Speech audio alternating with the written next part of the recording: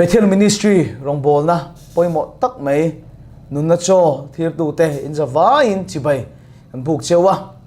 chungin khom thu cha atan te mimalin mani mut huna te mani hnathawh na te Pathian thu cha atan in lo ngai tha a in lo mang thin ti te kan hria a lo mom kan ti tak zeta Chumai po ni lovin hey kan channel tunang lai a chuan channel YouTube channel han vor du na tam tak hi om thina tholo kan ti na ni lovin kha miron ti lar sak ve ro ti na ka sei tu mani lowa ma se ngai tha ve tura kan du te thanem kan ngai pui tak tak ten om ni chuan lo share ve lo khriat tir ve la ma kan thanem ngai la mitam takin khria se ngai tha se ti hi kan du tak zeta chuan a pani na tan chuan camera mai chan to pathuan soi mai hi a harna chin om tam khop maya adik tok lo fel tok lo na omani pon thei top karon chu ave ni ti kha men khiat pui do nia kan mu ve thei bok si lo chewa kan thei ang tokin kan soi ve a voina kan zir ho ta na kan than hi athu puya chuan Beramno le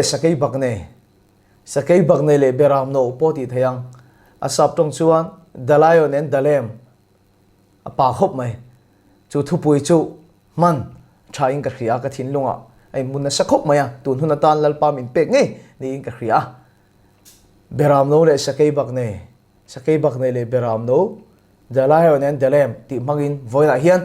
kan nuna lalpan thu sei nge ka be se a he thu cha hian thanem kan ngai na chan chu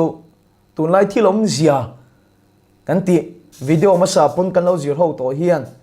ka thin lunga thu sei na se em maya hun nung chung chang te lali so local chin chianna te local le nai to zia chin chianna te kan zira kan sei ho meka kan sei to ang khan lali so local le don ti thoin lai thamon thin ro ti in kan Pathian thuwa kan muwa he chin chianna khovela kan mu tu na po ain chan to ni pon lein chan lo po ni se kan lama chon tur thil hi khovel tan chuan thil hlom thom bi hlom alo ni ni mai thei ni ma sila ring tu te tan chuan lali suwa local nei to zia chin chianna nia chin chianna da ri du omani ti kan sei to kha nu le pa lo ho tu lo lau thong tak mai fa chu ama chin fel ngai om kan ti kha fa tha chu lo ho wat se du tong khan he lali suwa local nei to zia chin chianna hian ring tu te min thamon jok se chumi tan chuan voine hian in pe lo te sual ti cha ngai te sim tu nei te bitam tak kan lo nge yang chu thu chu voine hian zero howila lalpa min pe khamon nei he khovela hian lalpan ti tura min ti tak kan ti theinan kan nun hi Pathian laka ching felila awan duam don tak em tero hey sim na thu tu nang lai hian kan tlang au puya kan soin se em maya atula ni oina po hian thane ngai takin chu sim na thu chu ron soi katuma mi zo hi Pathian kan ngai sak em maya enga mo hlek alo thlen to hi chuan in pe lo te in pe hun zia te sim angai zia te sualti cha angai zia te kan zira kan soi thin kan fui na sa thin khop maya kan so vai me hian sim tu ri kan lo nei vek maya mi chen khat chu drugs boya zu boya ta chen khat homa anta chen khat zela anta nga chum te sim tu nei big dewa te kan nga ya ma se chu tiang ang khera kan hu the lang kher lo po kan so vai kan khret ka ring ke ma ni le Pathian in kan na nok Pathian in a chen chiu thei kat lo sim ngai hi mi na an mu pui min mu pui khel lo po hi ke ma ni nu na hian alo tama alo nok em maya chu chum Pathian la ka mi ti huai lo ni johana ji ka chon ti he na soya kan rilu in thiam lo min chan ti lo chum Pathian la ma kan huai ni atia thiam lo min chan ti kat do min min khre pui lo ma se chu thil chu ke ma ni a hian alo om ani chuan chu Pathian la ka min ti huai thei tat lo wa rin nin lalpa tan pon min ti tingam lei thei lo thina lalpa la kain thil ro pui tak bo kan be sei lei thei lo thina ke ma ni min ti thoi tu kan nei awangin chu sual in som na ti cha alo ni a sim nga ya piang te ke ma ni a sim alo ni theng turin vain thu cha hi lal pan mal som mo ro se ama saberatan kan ngai to ho ta ka du chu kan sim theyam ti hi ni ke ma ni hian mi khing hian aswal hi asim theyam ti hi kan khia da nga ya pawimawh khop mai te ro sim hi kan tum na sa nia chan hi kan la na sa khop mai kan sim theyam ma ni lo ka mi pakhat kholai ka mu po kha mang ang thak mai sim atum na sa thin zia that atum na sa to zia min khila relo te chu tha nu lo ka angaya pok atan le thu asaya ta chung ka tel ve ti ka khia mi khia pui lo ni mai thei mi khing hian kan sim them ti hi ma sabera hian han ngai toira Jeremiah bung som pathum chang som ni pathuma chuan Ethiopia mi hangin avuna ti danglamin keite na zia thup them ni chuti ani chuan nang ni thil sual ti ching thin te point thil tha in ti theyang chu he thu hi awan rilen awan poimo takem Ethiopia mi hang hian avuna ti danglam theilo ani mi hang mi dum ani na hi ti danglam thei ni lo sim thei ni lo re eng wangin mo ama kha mi hang ania ahan na kha sim chi ani reng reng lo keite khan azia tial kha thuk thei lo khim khim kan suali thup kan an tum te tak thina taro ni wa selamo keite khan azia tial kha thuk thei lo khim khim eng wangin mo keite ni wang mi hang khan mi hang ani na kha ti danglam thei lo a thup thei lo a sim thei lo eng wangin mo kan ti chon ama kha mi hang ani wang khim khim ani en ti no mol mang deu mai kan pele mango ke mai na fiat la ta zong ta hinga tinge zong ta ra a chan chu mo zong ta ra na chan chu ama kha zong ta ani wang ani a ho khop mai zong ta ani wangin zong tai na ra ni mai chu bak thu dang om lo re re ani le zong ta ra ta ka wanga zong ta ni lo re re khatia ra ta ka wanga zong ta ni chau ani lo wa a chi te a kung te le ama him him kha zong ta ani sa wangin zong tai na ra chau ani a ra ta ka wanga zong ta ni kha ni lo voinin ka sai du hi poimo alai mu khop mai hoi sen takin he thui sai ka du Pathian thu tak chau hi mi chu zalen thei wang ani lal pa su fakin am ro se zu kan in te drugs kan ti te he ngai na suala dot thil khang khang kan tu ta ka wanga sual kan ti chau lova kai ma ni so ka hi mi sual kan ni awang chu chu ara chua chau so ka ni ara chua hi kan boi puya ara chua ti to kan tuma chu chu aler khet kan sai tum hi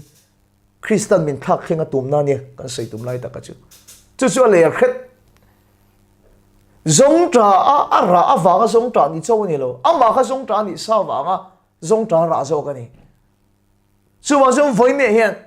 cái mà đi zo cái mi sual kan ni awangin mi thalo kan ni awangin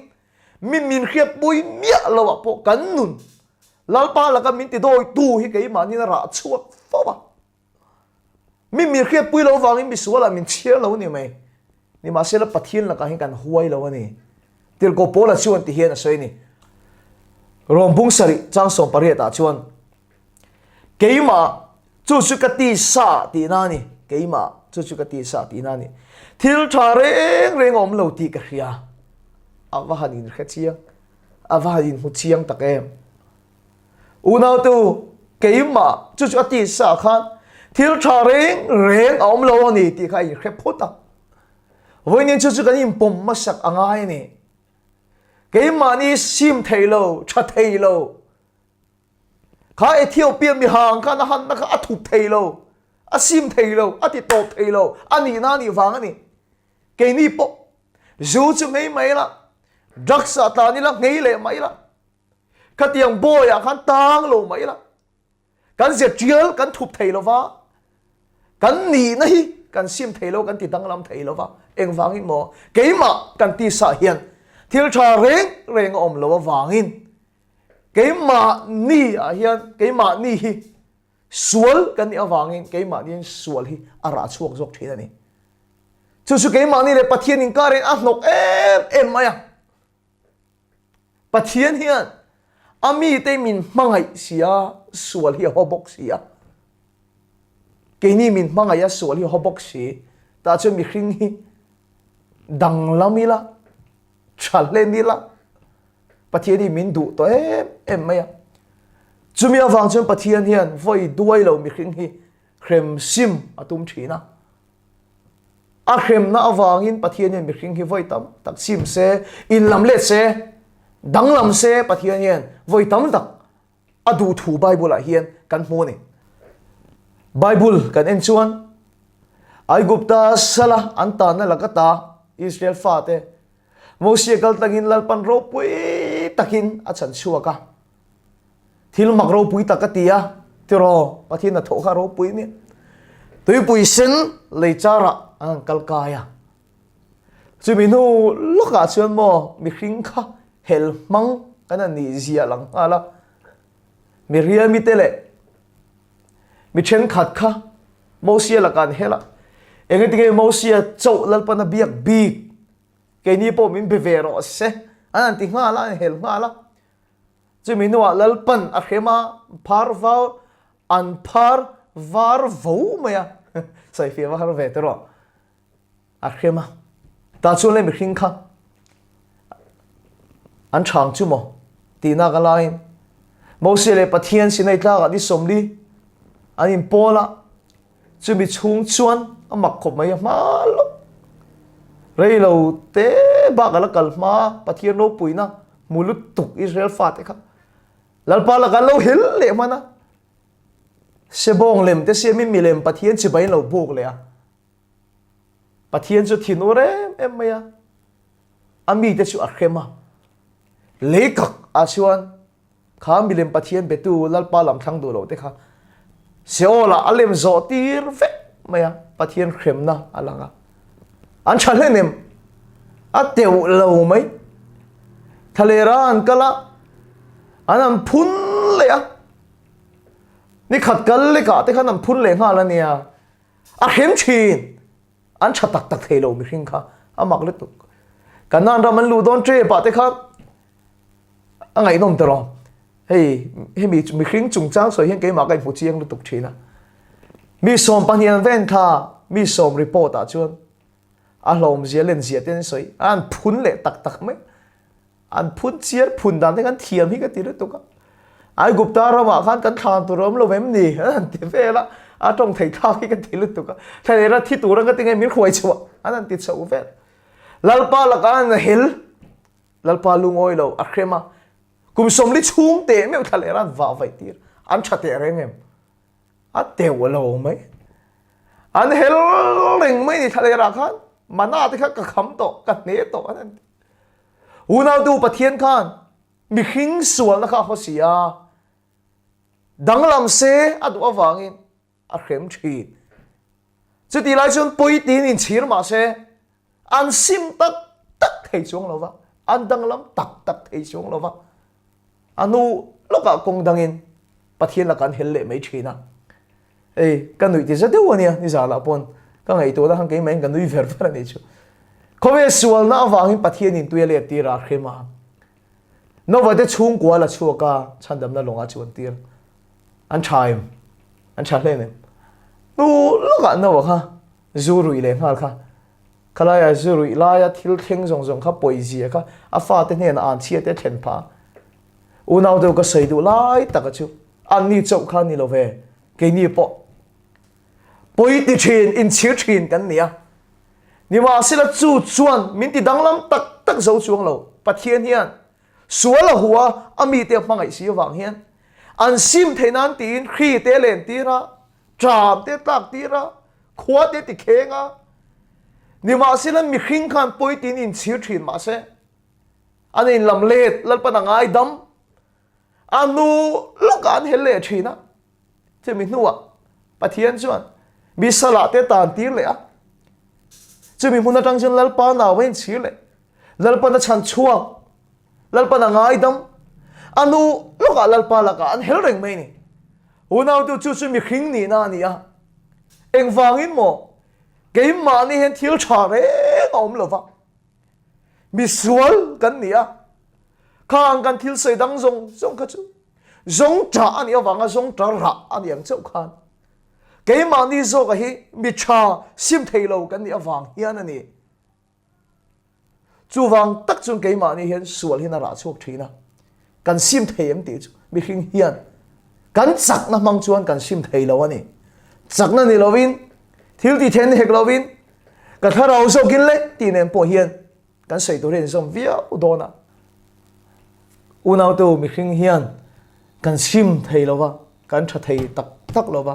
Ethiopia mi hàng khan avuna thup thầy lo thì đăng lắm thầy lo cái tên nó sẽ chia là thup thầy lo vang chứ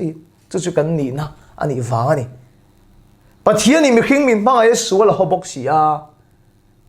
khem nang mangin mi khing khati danglam atuma mi khing khan danglam thei box hi lo lalpanami te chan salut tuk to ni bible kan en khan ta chon ezekiela bungsom pariat chang som ni pathuma ti heron soya mi sual thi nei lom na reng kan em ni aron ti top mai lalpa khan lom na reng nei lo fa mi khing la atuara aboral mek box ya khá mi khinh a sual khang mi khinh khan adang lam pui thei tat lo amma anh siam tha thei lo ni chu i kha thiam em amma kha anh siam tha thei lo ni chu chumi awang chum pathian chuan thu thung ma sa kha sai sel bong ni se thun thar angai lo tu hebrai bong riat chang saria thu thung thar pathian ni min peta mi khinh khan a sual a sim thei lo wa mi khing khan khrem na awangin anun kha adang lam pui thei si lo awangin pathian chuan thu thung thar chu kan hena min thun sakta lalpa su fakinom lo se chu ni voine hian kan lutum na ber tu chu ti hian pathian chuan a thu thung kha aron thak ta ni a har mel te ro thu thung thak ti vel khan ase har lo nia a thu thung kha ron thak a mi pakha thiam in zot to enga tinge mi chen khatin pathian khrem na chu ti khati ti an soya chen khatin ti han soi box ya kan pathian ni mi dang kan bian lo mo ti han zo la mol mang deuh mai hi asita sika muwa ta chung ka changa kan pathian chu angai renga mi khing te awang zo khen pathian chuan a thu thung kha a thak zo ka ni hebrai bung le chang saria aron soi kha hei chiar tro thu thung ma sa chu soi sel bo ni se thun non angai lo tu mi khing khan adang lam pui thei si lo awangin pathian chuan thu thung thar mi ron peta chu thu thung thar chu ni foi me hen ro pui ka te em mai chu ni ti hian thu thung thara chuan ti hian ron soi ta ni chu rom bunga chang rieta chang so ma nen ka ron soi do na thu thung thara chuan amakan he thu hi aro pui ka van ti tak em thu thung luya pathianin mi khring khati danglam atum ziate danglam se adu ziate kan munasa ma se mi khring kha Ethiopia mi hang khan ani na thak theilo kan ni na hi kan thak thei thot lo wa ke te hin se triala thup thei thot lo chu wang chuan mi khring hi adanglam theilo wangin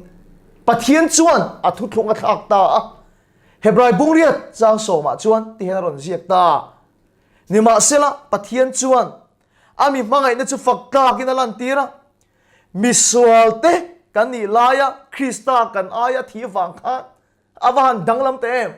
thu thung lui huna chuan alaka hel mi sualte kha an sima an that theina akudal leka a khema khilen tira ni ma sila mi khing kha danglam thei si lo wangin mi khing tam tak khanan tuara chu mi sual boral na chuan lalpa lom na nei lo ba ama polok si lo chu mi wang chuan thu thung thar min peta chu thu thung thara chuan mi sual kan ni lai pon pathian chuan mi mangai na chu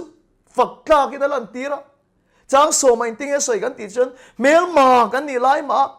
afapa thina wanga pathian ne na loin rem to kan ni si chuan ti ni he thuya van mo em mi sual kan ni chungpon mel ma kan ni chung pon Pathian chuan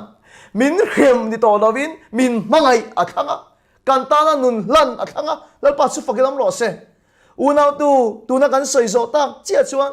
mi sual kha danglam se adu mi sual kha in lam let se adu mi sual khan sim se adu Pathian chun chu ala du reng ni ma se la chu a khem na mangte chu Pathian ni na mi te manga khri alen tir mangte jam atak tir mangte chuan mi khing chu adang lam lo atuara abora ringot thin ti Pathian ni na khia una tu chu thu thung thar chu lo ni lo vai chu ni se when in ma hian he thu poi sei tak kan i ring lova a khem fo kan ni nge yanga chu mai chu sei lo ti hlum vek lo a ti te chi nga hian ka telang ti ka chiang ani ni ma se la chu mi khing chu adang lam thei lo ti Pathian a khiat awang jok chuan a thu thunga ron thaka Pathian nga reng di si khan mi sual ini chungpon me ma ini chungpo khan ron khem che ni to lovin Pathian chuan ron to tir che ni to lovin itana nun lan athanga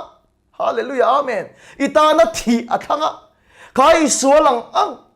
kai ite nomang ang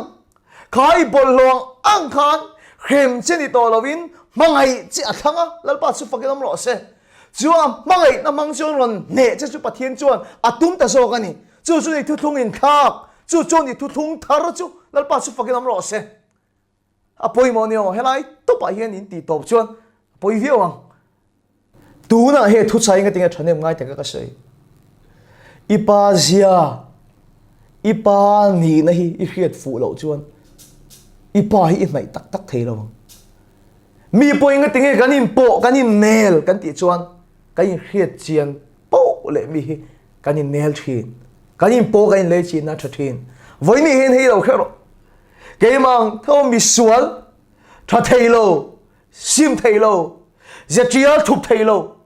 Ethiopia mi ha nga ni na ti danglam thei lo I lo ma ni pon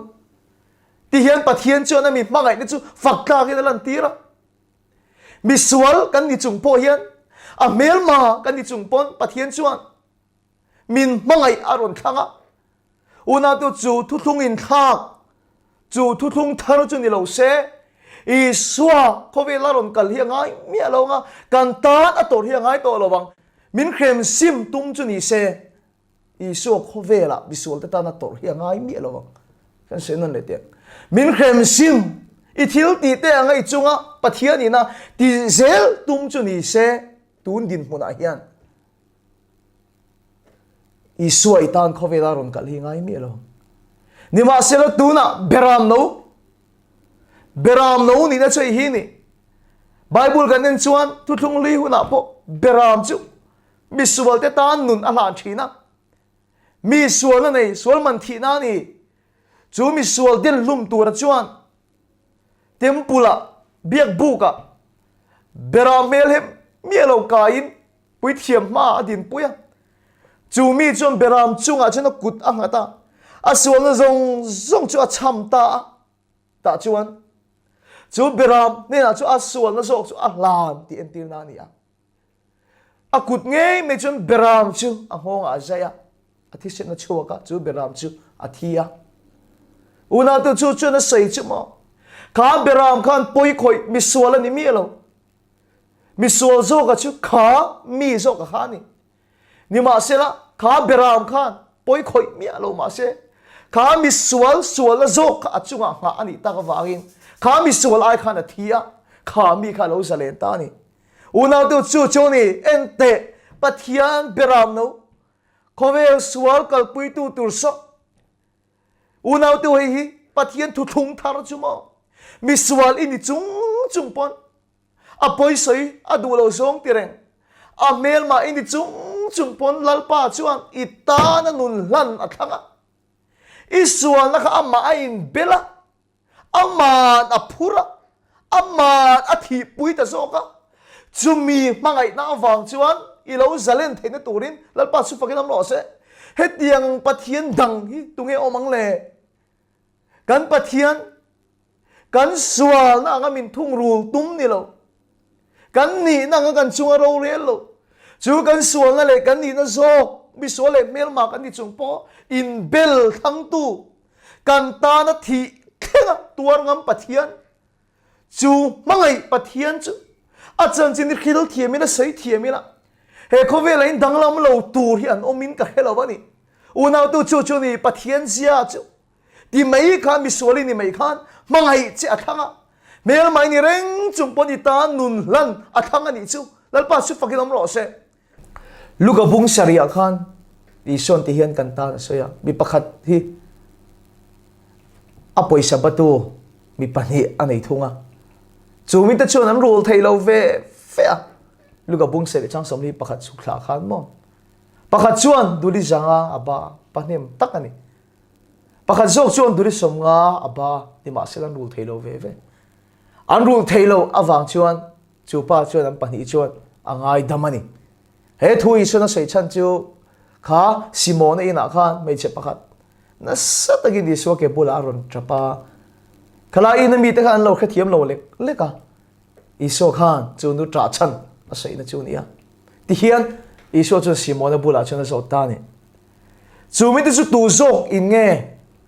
kha ngai dam tu pa kha mangayang duli zanga batu khange duri som nga batu so khan ngai dam tu pa chu mangai zo kang tian so khan all some takin simon cha changa abatam so khan ti na changa ni hei om zia anei thu mi in aswal na khiat na sat pole voine hian atira ka sei chan chei hi ni sim theilo cha theilo ini atira fia theyang beron sei ka tu ma chan chu mo mi na swal na khiat na sat pole ama ngai dam tu chu ama ain khiat na sat pole ama ngai dam tu chu nga chana lom zual thina ama ngai dam tu chu amangai le thina ni lalpa su faken nam lo se unau tu chu mangai na mang chu Pathian yan mi khingi min ne atuma min ti danglam atuma hei hi lo o mangai na khovel en tu unau tu mangai na thu soi ban theilo mangai na thu soi war zo tok lo mangai na khovel ne na man ruwa ngai me chei hi van ni chiang tak em atira ka sei atang kan khiat thiam ka ring voinin ka sei du chei hi ni kan sim thayam ti kan sei na chan chu kan sim thailo kan nihna ni kan cha thailo Ethiopia mi hang kha ai ti danglam thailo mi hang ani asim thei ti ani keite khan avun trial kha ti danglam thailo kan sim thailo zong tra bong adi zong tra ra zong tra ani wa ra dang a chua thailo kan ti tak tak thailo kan thuk tak tak thailo chu ban chu ke ma ni hian cha thailo hi om tat maya sim thailo kan ni ti a kheta wangin unau tu chumia wang zok chuan melma mi swal kan di chung pon lalpa chuan min ngai dam athanga kan batam tak kan duli zanga kha ui re te kha duli zanga chelong di ta se mo do sei mang chu duli sang nge kan tiang ui re mang chu duli sang nge kan tiang zuin mang chu duli sang nge kan tiang o unau te ka sei du tak chu kha tha thailo in khul chuak du zalen thei si lo ni ma selang ngai dam top ni na chang ani nang ang mel ma le mi sual ani chung po ngai dam tu tor sak tu entinge bible khana sei kolosa bung ni chang som palia chuan bat na lekha thupe ka sia kan chung om min do da thina chu a thai bo to si a chu ngai chu khosa kheng betin ala kiang ta awahan mak tak em he thu hi chu o unau te o mak hi ka ti top thei lo ani tha thei lo sim thei lo bat na lekha kan chung om min he ren thin tu kha chu kan sual na jok chu ama im bela he thu hian min me thin lalpan zan ri na nung ami te akil pui chuma ama in hlan na chung chang a soi na hian min tok min khoi tak zet thina chang chu la phela he ka taksa inta na ka pek tu ra chu ni a taksa kha sual na pakhat ma nei lo thiam nim fam kim nang ero chu bol lo tha thei lo te nom lu tu ki ni ni ma sela chu atak sa thiang nim fam kim zo ka chu min bel lova chu kan sual na bol lo taksa chu amma ai bela cross a chuan hei ka thisen in ta na thung thar chuak tu ra chu ni unau tu awan ril tak em voi ne hian kan that thei lo kan sim thei lo kan sal tan na so ka bat na le kha chu min thai bo saka kan ba kan rul zo ruan lo chu kan fel em wang kan that em wang po ni lovin min ngai dam athanga mel ma kan di chung pon min mangai athanga chu wang chuan duli som nga batu ai chuan duli zanga batu khana mangai zo kang ek wangi mo isura sei che kha abat dam em wang ani voi ne hian sim thei lo that thei lo ini ti in khiat fia chuan khati chung chunga mangai che thang tu hi i mangai le tanga atan inung theianga chu wang chuan alo boy ngong kola tang le to su min ti chan lal pa su fakinam lo se Pathian hian min khem sim ni to rovin min mangai sim athanga hallelujah amen amangai na mang chu min ne atuma hallelujah amma ka sin khati chung chunga melma miswali ni reng chung po khan mangai che athang khata enteu manzana sharing ka ngai thak pe chu min ne re tu cross kan ta na nu na hlan khana ti chu sei tu chu an ta na nun ka pek te hian min phasan le fowang min tina le fowang ti khria ngai tu lok vek chung po khan kan ta na nun hlan na thang tho ni chu ti hin ron sera min khoi har chiang khop mai i phasan le fodon i tina le fodon ti khre chung po khan mangai che thanga i ta na nun hlan a thanga Beramno khove sual kal pui tu tur so Isua la phur a thanga unau te ngati he thui ka sei kan ti chuan duli zanga batu ang khan mangai le la ka du wang ani i tha thailo i sim thailo ma se kha isual i tha thailo chung khan ini na zo chang chu ala ama tak se entir na in ta na ka pek tu la chu ni a thiang lim na taksa zo ka chu nang drugs addict zungol ve hurmang zok taksa addict kat thin saltang kat thin kha ti mai khani lo zalen na turin sual kai mi lo taksa chu a bel che a hallelujah isual taksa chu aman a phura wangin voi ne hian irin na mai mangkhan chu kan ni na ni iti na mai mangkhan tu nei lo zalen tong che a top lam kan nei do ne Beramno le Sakeibaknei ni ma sela chu Beramno Isua Krista sot pui lo tu danglam pui lo tu indian di ngai chuan unau tu nakina Beramno Sakeibaknei kan tiang khan the lamb and the lion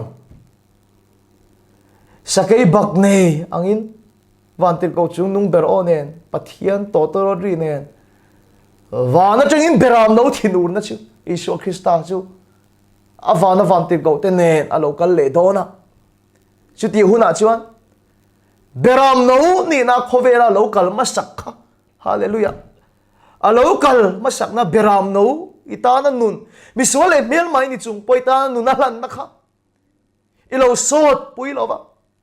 khati mai a chua zalen na chekha ngai dam tu che thai bo sak tu che kha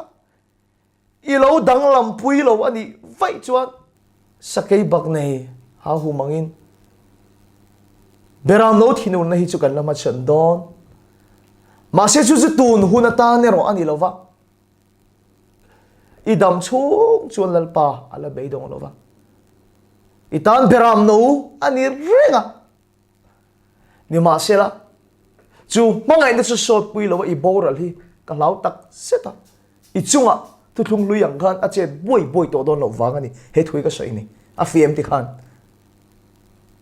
a chen boi to don lo wang ani ka sei ni chu mangai na Beramno nun chu i sot pui lo i boral emo alo kal le huna chuan chu Beramno nun sot pui lo tu Beramno thinur na Sakeibaknei angin aron kalanga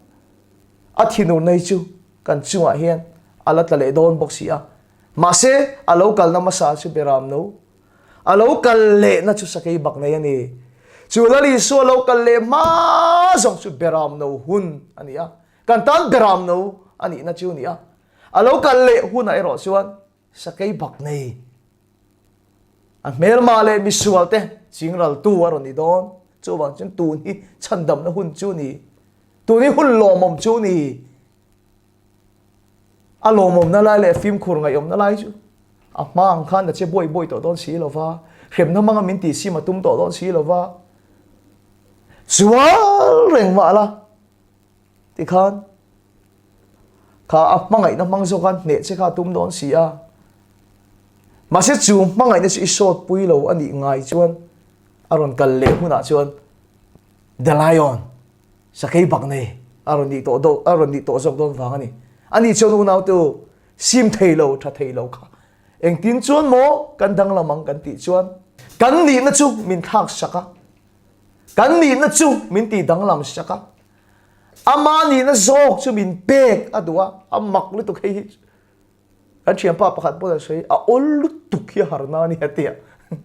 a hol tukhi harna ni ta sai ve do mon le he ti mei hian chandam kania ti khamo ti mei hian chandam kha kan ni mai a mak lu tuk ron kha setial nei Ethiopia mi hang ni na kan ni na zo kha ani chu kan sual na te wangin liami no ma kan na le kan kholo na te kan lungai na te ka aphura chu wang chon chu Krista ni na chu kan ni na ni to zo ka Galatia bung ni chang som ni chon til ko polan Krista ni na khen be in ka oma atia ama kha cross a khan khen bet ve reng lo kho po la hi cross a khen be ve thu hi kan mulo ni ma sela kha Isua Krista tor na kha ani na ni ti khia asual na le achak na te chopin khen be ani ti khia chu Isua Krista ni na zok chu ama pe ka ni ti a in ruat awangin chu ani na ni ti khia ta wangin til ko pola chu kan vai mi po hi ni Krista isom chu thil siam thar ka lo ni ta ni Korinthon ni bunga chang som pasare chu mi Krista isom chu thil siam thar ani Bible study so sa trong hi man le ngai thin sia helai thil siam thar ti hi new creation create mo he chu create dang lam na chu om lo wa tanga om mani thil thar ni thil thar lak sai na ni make kan ti te made kan ti te hi chu om sa tanga thil siam chop le hi ni ta thinga tang do kan thu ten kan siam hi make kan ti thin te chu thil tam tak po niang ma se create kan ti tak hi chu om ya lo atanga thil thar sai na ni unau te mi Krista Isua om chuan thil siam thar lak ania thil thar reng chuan athar ani wangin nu hlui chia ani to lo re athar lak ani hallelujah amen thil hlui chu ral ta ngai te lo thar ta ti kha voini hian Isua Krista hi om ani chuan chu Isua Krista thi na chu ka thi na ni a chu Isua Krista ni na chu ka ni na ni voini heti mai hian chandam ka ni mi sual le melma ka ni chung pom min mangai athanga ka ba min ngai dam saka bat na le kha ka sal ta na ka sim thelo ka ngei thelo tang ka fel tak wang ne loi min chwa za le na chu chu ka ni na ani ti hria ani chuan i dicto na te ingol ve to na te ka mi pat nei chiat na te ka sual kan ti zong te kha a bouta Isua awang chuan hallelujah amen i lo rin mai kha na bouta thil thar i lo ni tarut mai ni chu zetiali ni to lo wa Ethiopia mi hang ang khai ni to lo wa sual kai ngai mi lo mi bol lo ngai mi lo mi thar Pathian fa vua Pathian fa lom si lo ni ta ni chu lal pa chu fakin om lo se chu taka chu voi ni hian in he na polo theng se mi tam tak lal pa chu zalen zeu kari kan ni chi tang kan in hong to kan khe de unain voi ni hian drugs zu he khovel salta na nei o mani pon Isua mingin lo zalen ro he tong trai na hi ni tu na ka sei lo zalen ro Isua zok chuan ini na kha in bel ta ka wangin mi so le melma ini chung po mangai che athanga iba ngai dama at chua zalen tak tuk si awang khan khai salta na tang khan zalen na kha ini na turani hallelujah amen ini na turani ti khelo awang che ni ra ta ni kha isu awang in tu nai lo zalen ang che isu awang in lo danglam ang che tu na hian mer ma le mi suali ni chung pon pangai cha khanga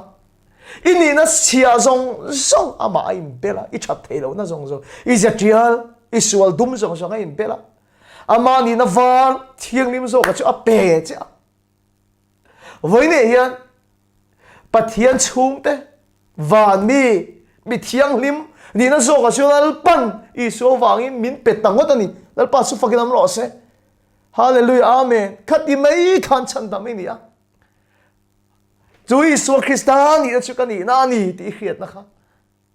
Isua na zong zong kha phur to su isim thailo na po kha sim tum to su ini na zo kha khak theng sak che tuma I thailo zo ka kha aman phurin athi chil tara po zo ka lom I thi thenga nangma I phur tur kha aman phurin athi chil tara pa chumi awang chuan nangma mi kha Isua Krista mingin me ti khana ni mei thei I danglam tum na isim tum na tran lak ni to lovin ama chakna awang zokin ti khan Isua Krista mingin lo zalen to la kan soi war du na chan chu mo le min en chiang taro kan soi war du na chan chu tu na pon coronavirus in khovel ti boya nakina in le kan awani pon heti lai hi ti boya sat lai ani ya in khe thiam ka ring ta chuan Mizoram pon positive kana nei ma sak ber kha chu put khoya an pastor zom tak khani ya kan positive lai te kha chuan hong crusade te kha Mizoram om chawa Mizoram mi pui khan Pathian kan aw chu kan aw na se em maya adom top kan ram dim mun kha nima sela Pathian tran pui na mangin andam chawa khati lai khan case tu ma positive kha Mizoram khan kan mulo ni enge ma chen kha chu ta chuan thanem ngai deuh te pon ka bulan soi thina khai positive form lai te kha chuan Pathian kan aw na sa tu na chuan an dam chhole bok ne ka in tha dula Pathian hi kan aw le deuh theinan hi chuan in pani thum te kai om le se kan aw le deuh wanga tin thanem wai thil thum in thila nima sela ti hian am bula ka lo soya khri awangin Pathian kan nei ani chuan tu nang che hian khri chuan kiam hun anei le don re hun anei le don chu chuan mi khring nun hi asiam tha tak don lo chiang lu tu ni ma sela mangai na awanga mi adang lam ani chuan mangai ne chuan rem hun anei to don lova kiam hun anei don to lova chatu na zual zel tur zo kan ya van kan khen hun a pol zual zel don ani lalpa chu fakilam lo se unau tu voi ne hian he khovela thil theng reng thili alom don chawa fa patan bo pa pa ni na tanga atan bo khan kolam hlataka tlana tram te kha tla kha aron ki le nan apa in tram kha fa tir kha ni reng lo khovela thil theng reng zo ka ni apa va tir kha ni mi alo kan khe thiamang te ro ta chuan chu fa pa ta bo khan kha khovela om na mun atang khan apa ne na chuan ei se lo omani ti a khriat chu khan a khriat chu ringot lova apa nen lama chuan a kir le a apa chuan alo ma reng thina apa zo ka tlang thu kan hu kha kan sei do chei hi ni ka fa patan bo kha aron ki le na tur ta na tram te kha pa tir kha ni mia lova enge tinge he thu hi bi thu sei khen thang nang ka sei ni lova thil ni dik tak hian min chwa jaren thin wang ani ya apa va tir kha ni lo ni ma se la chu khovel thil jok chuan apa mangai na a khiat fi ti la chu thil lut tak ani voi ni hian he khovela hian thil krang a chia ti kan sei tur la thleng don hei hian lali suwa local nei to zia te kapa ina lo chuan kan nun hian tlai na dang anei lo zia te mangai na tak om lo zia te mi khiat fi tir jok se chu chu mangai pathian ne la jok chu min kir ti le se ani chu mi lo ngai dam na sa khop don si a hallelujah amen dal pa su fakinom lo se ka fa patan bo kha mangai tu apa ne na le le na cha ka riang khan kan zawai me hian min mangai tu kan pa pathian ni na chung kil heila min khem do lo min vodon lo ap mangai na jok chu min lo tuam dam do na kan din mun ngai chu min pele don zo kani lal pa su fakinom lo se tun ahun laya mangai tu pa ni na kan ki na cha hello abo ral emo kan omani chuan kha Beramno kan ta nun lan ngei mai kha Beramno thinur na Sakeibaknei angin kan lama chandona chu ti huna chuan tlanga min del ro o thina khongai tur chu tin hlawin kan la khura kan la tan chedona ni ro rel na ni kan lama chandon chu ti huna chuan kan chunga thil theng kan nom dan song song hi ro rel sak kan la ni don ma chon ngam tunge omang chu chu kan ma chon ngam don lo ba ma chon ta kan ni lo ti suna kheta wagin Beramno ni in kan tan khovela visual te tan anun aron hlana chu mangai na chu danglam pui mangai tu mangai leta sim te chu mangai na awanga sim te hallelujah amen chu Isua Krista ni na sok chu kan ni na ni ti khetu te nun chu alo danglam china ro rel na ni a thiam no chang reng ka hlau to lo kan tan a fa pa a thi si chu nun zok a chu an nun alo ni to zok thin voi ne hian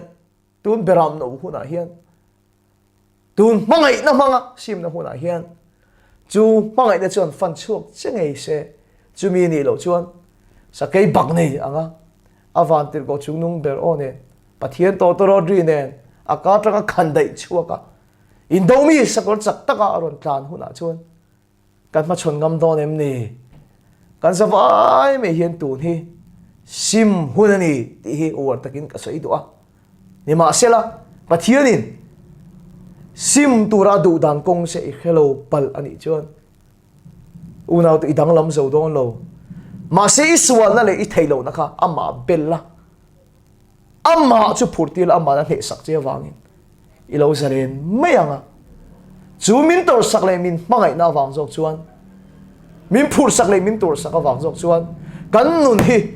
keimani thil siam thara chuan min chan tira thil siam thara chuan min chua adu ta ni ti hi voine hian kan sei du ber lai chu ni e kan thu sei la pan kan sa ta man mi so no se